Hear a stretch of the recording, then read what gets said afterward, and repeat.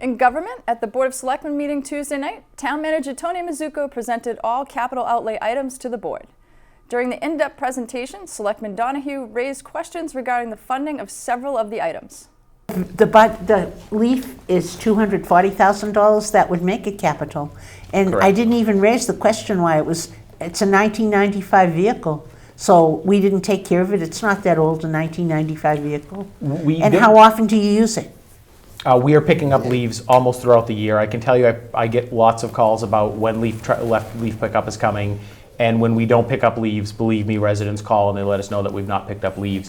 1995 for a leaf packer, I mean, it's a 25-year-old vehicle.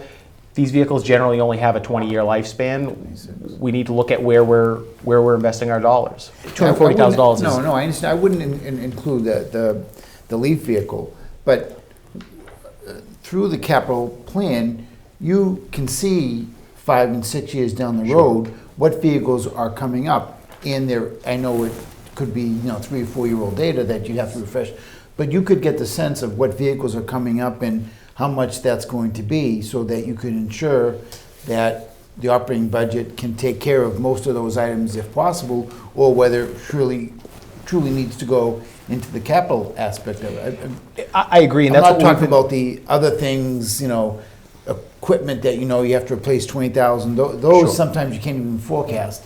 Correct. And it may come up and you say to capital outlay, well, we got to move this up, wasn't on the original. But vehicle seems to be the most logical and something that you definitely know what's coming up. Sure. So 3 or 4 years ago, we had $0 built into the operating budget for vehicle replacement. That total number is up to about $750,000.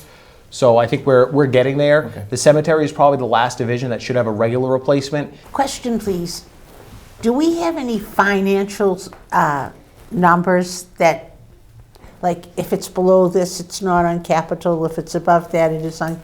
We used to have some guidelines. Do we have any guidelines? So there's something listed in the bylaw. If you read the amount, the challenge is that amount comes in at several $100,000. So it would say that everything under capital, it wouldn't count as capital. The operating budget will never have that flexibility in it. We never have, even without the 3.5% cap, if you look at a general government budget of about $33 or $35 million, and you add 3.5% to that, subtract out your cost of living increases and your step increases, there's never hundreds of thousands of dollars worth of flexibility. Every year you might have a little bit of flexibility. We did try adding cash capital into the budget a few years ago.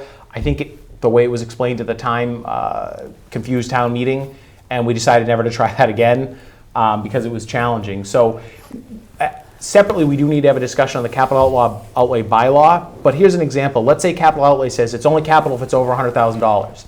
And we have an $80,000 project we have to do, and we don't have that flexibility in the operating budget. We're not going to lay a person off to do that project unless the town was going to completely collapse otherwise. So what do you do with that cost? The big projects we know we can get, but we don't have the kind of flexible operating budget to just take on $60,000, $70,000, $80,000 projects every year. Maybe one, but across 20 different divisions, it makes it challenging. The Board of Selectmen will meet again on Tuesday, October 26th. With only one item on their agenda, the Zoning Board met to cover the public hearing for 21 to 23 Shaw Street. Due to missing board members, Attorney David Hearn asked the board for a continuance until the November 9th meeting. The meeting ended with an approval of minutes. The next meeting for the ZBA will be on November 9th. The Trails Committee met at the Senior Center on Tuesday. Members reviewed ideas and timelines for Norwood's 150th celebration next year.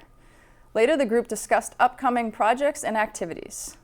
The committee invites all to participate in a community costume hike on Saturday, October 30th at 2 p.m. The hike will start at Endine Park by Haas Pool in South Norwood. Costumes are encouraged.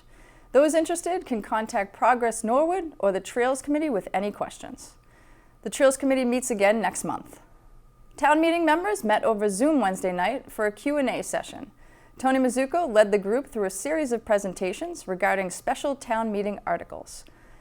Following a detailed presentation explaining tax increment financing, or TIF, representatives from Moderna spoke about the proposed TIF agreement. Other articles on warrant were discussed, and Tony opened up the floor to questions. Before adjournment, the group discussed a lengthy capital plan. Items up for vote include updates to the Civic Center lobby, technology upgrades for police and fire, and a design for new traffic lights along Washington Street in the town center.